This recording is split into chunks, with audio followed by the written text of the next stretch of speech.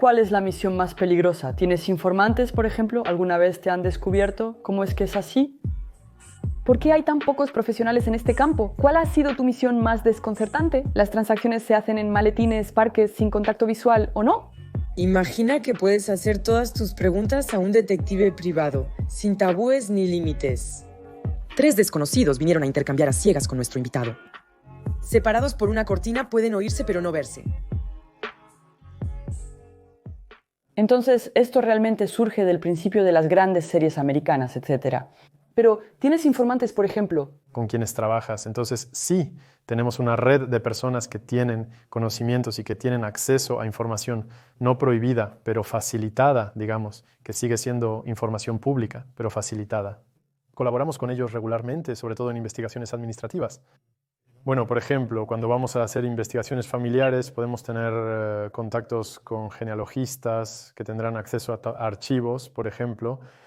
Será en investigaciones a nivel de estado civil, a nivel de bienes inmuebles, etc.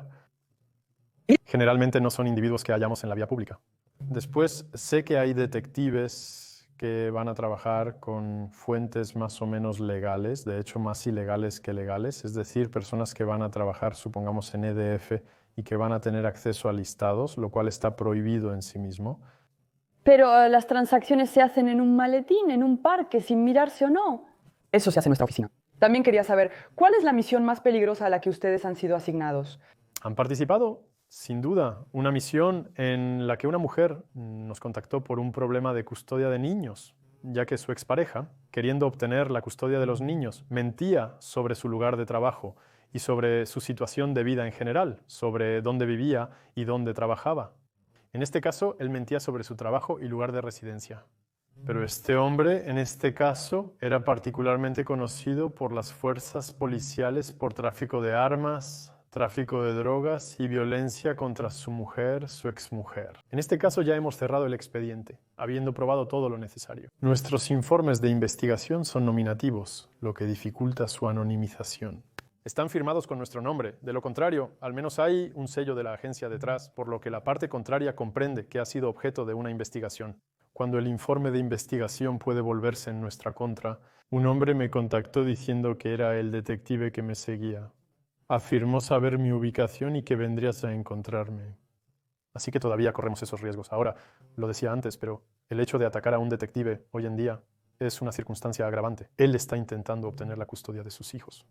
Así que él tampoco irá demasiado lejos. También había amenazado a la abogada de mi cliente. Era conocido por eso también, pero no llegó más allá. Yo tengo una pregunta. En mi posición de civil hay muchas cosas, hay muchas situaciones donde vemos los límites de la policía, por lo tanto, de las acciones de la policía, donde recurrimos a ellos y al final no hay seguimiento. Entonces, pienso, por ejemplo, en la violencia doméstica, donde no podemos hacer nada porque no sabemos, donde no podemos hacer nada porque eso es todo. ¿Sería posible contratar a un detective privado en caso de sospecha de violencia doméstica? Definitivamente. A menudo tenemos solicitudes, no necesariamente, bueno, también de violencia doméstica, pero también, por ejemplo, de casos de acoso, donde tenemos clientes que nos dicen que, bueno, fui a la policía, pero en realidad tengo tan pocas pruebas de acoso que básicamente ni siquiera aceptan mi denuncia, a pesar de que no tienen derecho a rechazar una denuncia. Pero entonces necesita elementos adicionales. Tenemos un caso, por ejemplo, donde intervenimos, encontramos un microespía en el armario, en la habitación de la mujer, que había sido colocado por su ex, que entonces espió todas sus conversaciones, etcétera, que podría tener en su habitación. Haber encontrado eso le permitió ir a la policía para que identificaran el equipo y todo. ¿Es un cliché que muchas investigaciones a menudo se centren en el engaño? Cada vez más, sí. Porque no solo tenemos eso como caso. Actualmente estimo que los casos de adulterio y engaño constituyen alrededor del 25% de mi trabajo. El resto es para particulares sobre desapariciones y búsqueda de personas desaparecidas. Van a ser casos de acoso. Va a ser en el contexto de un divorcio, problemas de ocultamiento de ingresos. En resumen, es muy amplio. También trabajamos para las empresas, por ejemplo, en competencia desleal, en robo, internamente, en búsqueda de deudores, por ejemplo.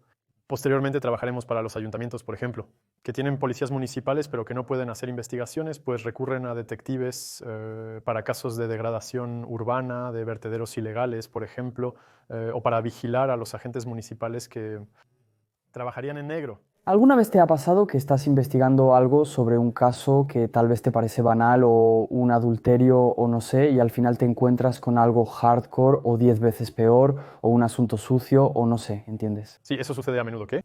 Hemos tenido muchos casos con colegas que fueron contratados para casos de adulterio, que siguen a la persona, en este caso una mujer, en su edificio, hasta su apartamento. No hay nadie en su apartamento, solo su perro y ella. Es decir, el cliente no entendía porque estaba convencido de que lo había engañado, aunque no sé si podemos llamarlo engaño, pero de todos modos espera. Termina tu frase, hermano, ¿qué? Alrededor de las 22 a 23 horas, mi colega en el lugar comenzó a escuchar ruidos particularmente equívocos, no equívocos, y de hecho se golpeó con su perro Jota. Escucha tu frase. Generalmente no hacemos un informe sobre eso, espera. Tienes una cita con tu cliente, ¿qué dices? No haremos un informe, no irá a juicio. El cliente no dirá en juicio que ella lo engaña con su perro. ¿Ya es ilegal tener relaciones con tu perro? Para empezar, entonces espero. Aunque hay un informe de investigación y luego eso se... ¿Cómo sucede? Frente al cliente, ¿qué le dices? Ese caso no lo manejé yo, sino mi colega. No, pero imagina tener el tacto, necesita... Bueno, escucha, señor, aquí está, adulterio, es un perro. Se va a reír, va a decir, francamente. Pero ves, también es por eso que en las formaciones de detective también tienes cursos de psicología. También hay cursos de... ¿Psicología? Porque ya sea para los clientes paranoicos que podemos tener o precisamente para anunciar una situación, necesitas saber demostrar empatía, saber demostrar todo eso para poder explicar las cosas sin que la persona entre en modo voy a destrozar todo y eso es todo. ¿Cuál es entonces la solicitud más improbable que hayas tenido alguna vez? Rechacé una solicitud por ser demasiado improbable. De hecho, debes saber que entre nuestros clientes hay muchas personas que pueden tener problemas psicológicos, que pueden ser paranoicas, que pueden ser, ya sabes, que llaman a detectives porque están convencidas de que las siguen, convencidas de que las espían, convencidas de todo eso.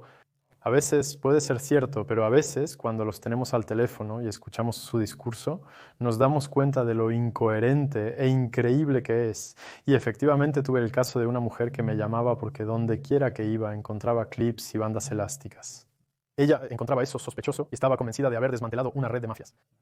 Ella había ido a la policía, pero en la policía uno brilló y en el suelo encontró un clip. Así que pensó que la policía estaba involucrada. Así que sí, tenemos bastantes solicitudes bastante impresionantes como esa. Quería preguntarte, primero, ¿cuál es el papel más divertido que has tenido que interpretar? ¿Eres bueno en eso? ¿Estás estresado? ¿Cómo es al final? Te estoy diciendo cualquier cosa. Tienes que seguir a una mujer que está en el hammam, tienes que ponerte una peluca, un pequeño traje de baño. ¿Entiendes lo que quiero decir? Los hijos de mi madre y luego los... Hola. Yo soy... Aquí para el hammam. No, no llegaremos tan lejos. Si quieres, colaboramos con otros detectives. Y cada uno, Un poco. sus cualidades, ventajas y fortalezas comparadas con otros. La adrenalina está presente constantemente, incluso si no te pones en escenarios, etc. Pero el simple hecho de estar en tu coche durante 6 horas esperando a medio dormirte y luego tienes a la persona que sale de su casa y comienzas a seguir en coche, ahí es cuando comienza la adrenalina. Pero dependiendo de la situación, vamos a recurrir a investigadores, por ejemplo, que se mezclan muy bien en los barrios, o a investigadores que han tenido una carrera como ex policías, o a mujeres, porque precisamente, típicamente yo estoy asociado con una colega, por lo que podrá pasar mucho más fácilmente en lugares, ya sean gimnasios más femeninos o, como decías, el hammam, por ejemplo. Ahí tienes... Así que es muy bueno cuando se trata de alguien que va a pasear a su perro, vamos con el perro. Eso realmente te vuelve paranoico y aún más cuando estás en pareja y cuando eres un hombre y una mujer. Nadie sospecha de una pareja. En el contexto de tu trabajo, ¿puedes tener armas? ¿Estás equipado con ellas? ¿Esposas? No, definitivamente no. Como ciudadanos no tenemos derecho a portar armas a este nivel. Formamos parte del sector de seguridad privada, como los agentes de seguridad que pueden tener derecho a portar armas. Pero somos minoría en este sector y no tenemos derecho a eso en absoluto. Pero entonces, precisamente, ¿alguna vez te han descubierto? En general, cuando se descubre a los detectives es por culpa del cliente. Por ejemplo, durante una misión el cliente perderá los estribos y le dirá a su esposa que la está haciendo seguir de todos modos, y nosotros nos ocultamos en ese instante. Y por lo tanto, o quizás la vez que me descubrieron fue precisamente desde el primer día de la investigación. Un hombre nos contactó para que sigamos a su esposa por un caso de adulterio. Aceptamos el trabajo.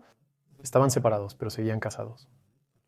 Iniciamos la investigación. Día 1, ella abandona su callejón, nosotros estacionados a distancia, conduce despacio, se detiene a nuestro nivel y nos observa por la ventana.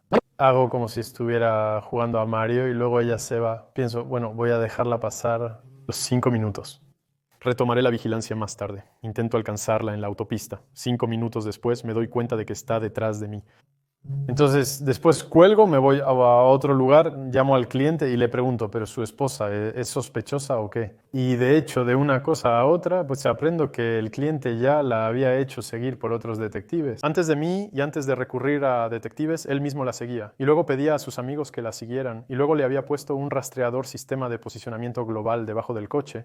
Y por cierto, el padre de la mujer en cuestión era policía. Detuvimos todo porque nos dimos cuenta de que el hombre no buscaba sospechas de adulterio, sino que acosaba a su esposa, queriendo saber todo sobre ella y lo que hacía en cada momento. Naturalmente nos descubren desde el primer día. Con un cliente como ese es inevitable. ¿Todos los detectives son autónomos o hay grandes estructuras donde hay 1000 detectives y por lo tanto es un poco como oficinas de detectives? 1000 detectives es aproximadamente el número de detectives que hay en Francia. En conclusión, no habrá grandes estructuras y la mayoría de los detectives son autónomos.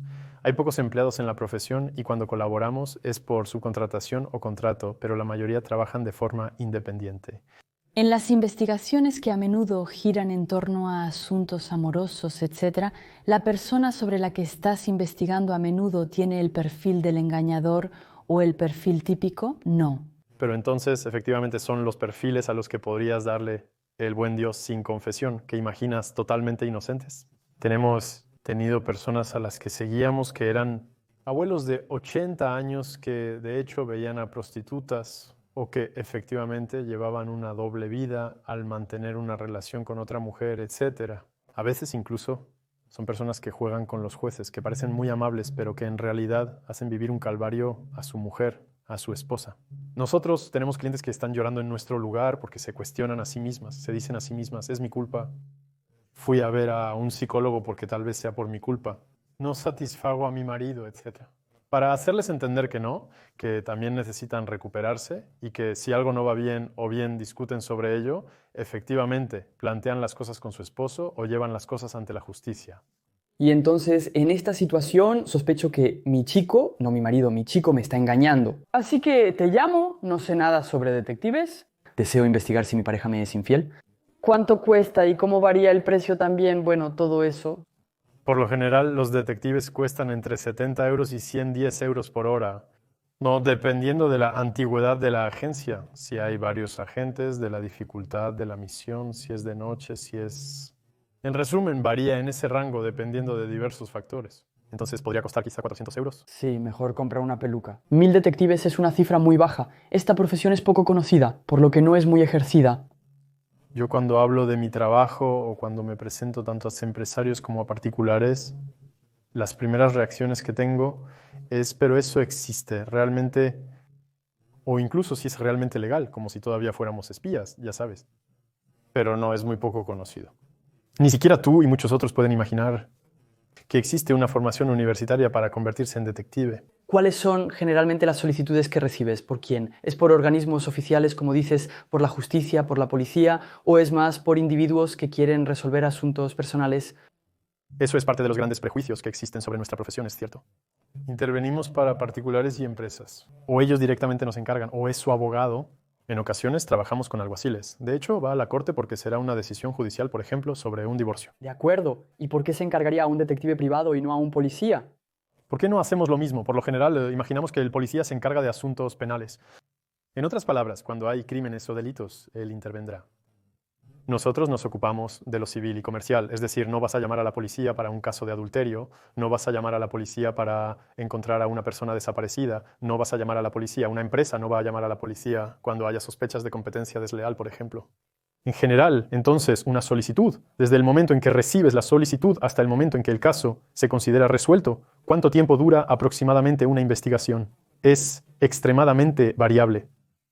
Entonces, vamos, diremos que en promedio entre 2 a 4 semanas. 50% de nuestro trabajo sucede en el coche, esperando, algo que potencialmente nunca sucederá. pero esperando, sin poder ir al baño, sin poder tomarse el tiempo para salir, comprar un sándwich o cualquier cosa.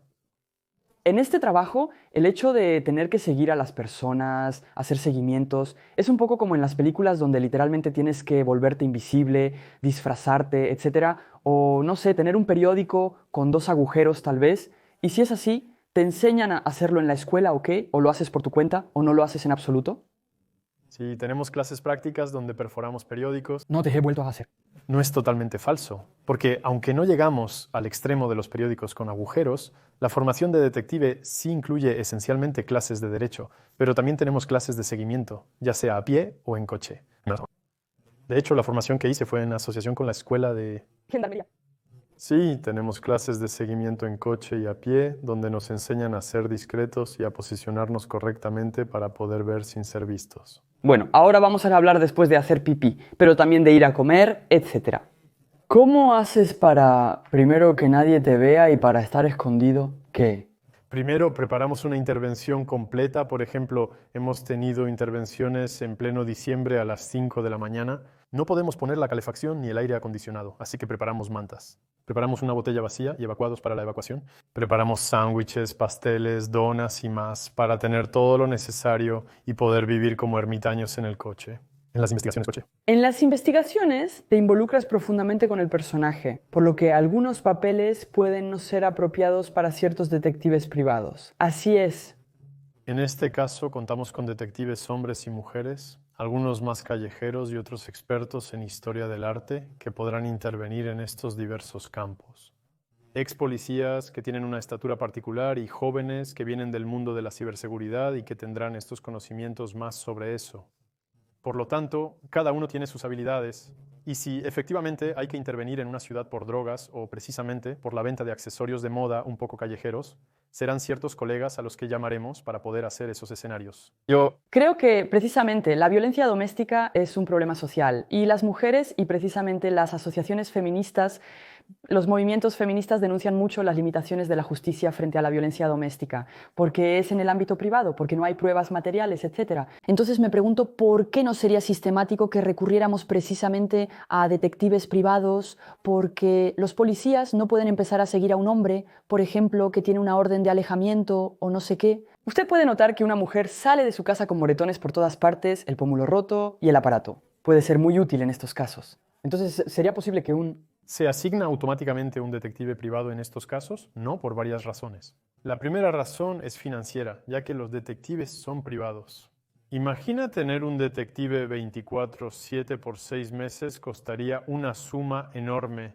Además, como dijiste, no somos médicos. Sí, podríamos constatar un moretón alrededor de su ojo al salir de casa, pero sería más fácil que un médico la examine, constate los hematomas y le haga un informe escrito.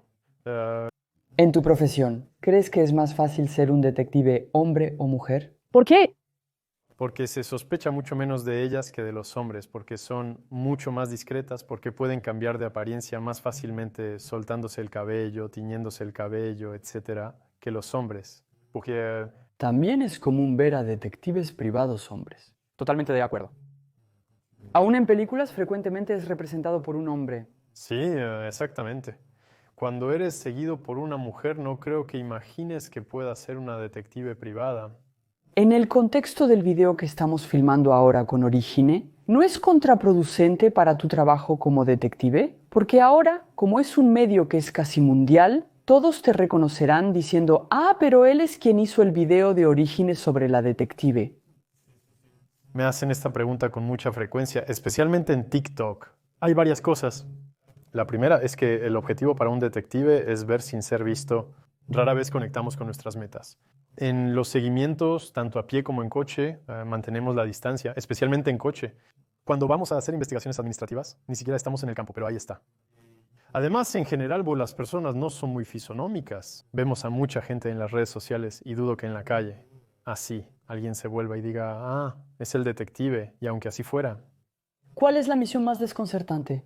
Que has podido hacer la misión más desconcertante que hemos tenido que hacer es efectivamente un cliente que nos contrató porque todas las noches, alrededor de las 3 de la mañana, escucha ruidos extraños, ve destellos de luz, No se lo explica y a veces encuentra su valla que está destrozada. Nos pide que intervengamos, que vengamos alrededor de las 3 de la mañana para entender la situación. En este caso vive en una pequeña casa, en un pequeño caserío, con solo un cementerio al lado. Así que fuimos allí con mi colega que efectivamente se preguntaba si podría venir del cementerio o no. Vamos allí a las 3 de la mañana y no hay nada, ningún ruido, ninguna luz. Y en cambio vemos un momento a un hombre que llega al cementerio y que sale. Y de hecho ese hombre era el cliente que a priori era sonámbulo. Cuando se lo dijimos a las 3 de la... Al día siguiente lo negó todo. A pesar de las fotos que lo evidenciaban, insistió en que era imposible y que no era él. Y eso es todo. Cerramos el caso directamente porque entendimos que era un caso un poco complicado, pero eso es todo. ¿Alguna vez has rechazado una investigación o algo porque para ti iba demasiado lejos o era demasiado descabellado? Tienes toda la razón, sucede muy a menudo. Es decir, las personas que tienen problemas psicológicos, que sufren de paranoia en particular por defecto, ya son las personas más propensas a pensar en un detective. Y principalmente acudirán primero a la policía, por ejemplo. En general, la policía rechaza estos casos, por lo que recurren a detectives privados. Por lo tanto, regularmente recibimos llamadas efectivamente de clientes que están convencidos de que los están siguiendo, que escuchan ruidos todos los días. Tuve el caso de una persona que nos decía, mira, estoy convencido de que mi vecino de arriba viene a rociar con un spray de caca en mi Puerta. Ah, bastardo. Y le digo, escucha, ¿has ido a presentar una queja por acoso, por degradación, etcétera? Sí, pero entonces vinieron, pero no sintieron nada en la puerta, así que eso es... La cliente estaba convencida de que los policías estaban involucrados. El vecino, él conocía bien a la policía, etcétera. Así que nos pidieron que interviniéramos, vinimos. No sentimos nada tampoco. ¿Estás ahí? Pasaron al modo de estado de las cosas, caca. Ustedes citan en la puerta. ¿Cómo es eso? No. Pero en realidad, incluso le propusimos que se escondiera en el hueco de la escalera para ver el momento en que el vecino vendría. Mencionar caca, caca. Ahí está.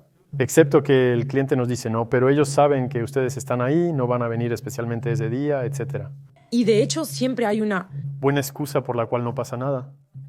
El peligro al aceptar este tipo de misión es que o nos volvemos parte de la conspiración y luego nos acosan o incluso nos citan yendo a la policía diciendo que contrataron detectives, pero ellos... Eso es. Así que no queremos eso. También podemos ser acusados de abuso de debilidad si tratamos de sacarle dinero a personas psicológicamente vulnerables. Podríamos decirles muy bien, ok, 2.000 euros, no se preocupen, vamos a demostrar que no hay nada, pero no lo hacemos. Entonces, sí, hay muchísimos casos que rechazamos así. Y entonces tú a veces te enfrentas a casos a los que no puedes llegar. ¿Resolver? Sí, eso sucede. Entonces, ya sea porque precisamente no hay nada, simplemente, es decir, voy a ser asignado para una investigación de adulterio, pero en realidad todo está bien. Una investigación administrativa, la persona es un fantasma, o quién ha dejado Francia, o no tenemos ningún dato sobre eso, o es una persona extranjera precisamente que no va a tener un estado civil en Francia y vamos a tener dificultades para encontrar su rastro. Y en general, para no hacer que les cueste demasiado a los clientes, o abandonamos o les decimos que se dirijan a un detective en tal o cual país donde podrá tener más facilidad. ¿Y entonces, concretamente, trabajas más para los buenos o los malos? En nuestra profesión no hay ni buenos ni malos. Hay gente que juega y pierde. ¿Cuáles son las cualidades necesarias para ser un buen detective y qué consejos podrías dar a todas las personas que nos están viendo y desean ser detectives? Sobre las cualidades... Las primeras que se nos vienen a la mente no es que hay que ser curioso. Para ser detective la curiosidad es fundamental. En mi opinión, no es en absoluto la principal cualidad. Diría que la paciencia, pero sobre todo la adaptabilidad. No importa la situación, logras adaptarte. Logras tener... Supongamos que te descubren, puedes lograr sacar una historia fluida para explicar por qué estás allí, por qué has estado esperando en tu coche durante 4 horas, por qué estás tocando puertas en un edificio, etc. Cuando el objetivo cambia repentinamente de comportamiento, da media vuelta y da 3 vueltas a la rotonda, debes adaptarte diciéndote a ti mismo, ¿cómo reacciono aquí y ahora? Esa sería la principal cualidad. Antes de hacer este pequeño programa, ¿qué imaginabas cuando te decían detective privado? ¿Qué era para ti? Es cierto que siempre estaba un poco en la imaginación, en el lado del detective que siempre está siguiendo a alguien, siempre disfrazado, con el impermeable, una gorra con cosas en las orejas, un poncho, con un gran error y detrás tienes cámaras de fotos. No tengo idea. Con la voz de lo que puede interpretar, yo imagino hasta alguien grande, bastante esbelto, Diría sin barba, sin bigote. No sé por qué. Imagino que si te vas a seguir a alguien te pondrías un bigote, así que supongo que no tienes uno. Estás aquí, eres moreno pero no demasiado oscuro. Estás... ¿Castaño? Quizás tienes una pequeña barba. Están aquí riéndose, quizás estoy fuera de servicio. No cuestiono tu belleza, pero creo que necesitas un perfil poco común para mezclarte. En la multitud no puedo imaginar a un chico vestido completamente de leopardo o con una capa. Pero sí, efectivamente, no tengo idea. ¿Qué pensabas sobre el trabajo de detective antes de venir? Yo, sinceramente, muy honestamente, pensaba que eso concernía mucho más a los particulares. Por definición, detective privada, realmente pensaba que era mayoritariamente de adulterio, por definición. Detrás hay verdaderos problemas relacionados con la ley, etcétera, que no imaginaba, y eso desmitifica la profesión que se practica poco en la actualidad. Así que ahora iré a presentarme a Julien para que vea un poco la realidad de un detective. Señor todo el mundo cerebro, la pequeña barba, el pequeña barba tenías... Totalmente razón. Ah, sí, yo. No me daba eso en absoluto. No me lo imaginaba en absoluto, no. Yo tampoco. Para nada. La gente no suele imaginar que una persona mayor pueda ser víctima de abuso sexual. Sí, sí, es verdad.